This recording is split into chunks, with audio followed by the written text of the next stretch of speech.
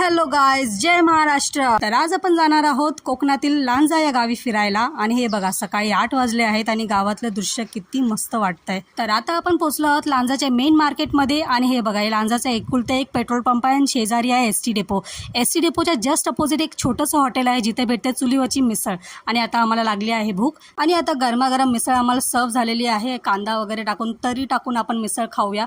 मिसळ तर आम्हाला खूपच चांगली वाटली। मिसळ सोबत आम्ही ऑर्डर केलेलं तुपातला शिरा आणि बटाटा वडा। रोहनला बटाटा वडा अजिबात नाही आवडत, पण त्याने तो खाल्ला कारण ती आम्हाला सर्व झालेली गोड कढी आणि एक स्पायसी चटणी सोबत। पण स्टार ऑफ द ब्रेकफास्ट होता शिरा। खाऊन आम्ही निघालो लांजाच्या एका छोट्याशा स्विमिंग पूलला जायला। गरमी खूप वाढलेली आहे आणि गावी जर आपल्याला स्विमिंग पूल भेटतंय तर जायलाच पाहिजे। तहान पण एवढी लागलेली आणि फायनली ऑन द वे आम्हाला एक काका दिसले जे थंडगार कोकम सरबत बनवत होते। तर आम्ही उतरून ते कोकम सरबत आणि लिंबू सरबत पिला, जे की खूप रिफ्रेशिंग होतं। फायनली आम्ही पोहोचलो लांजातल्या स्विमिंग पूलमध्ये।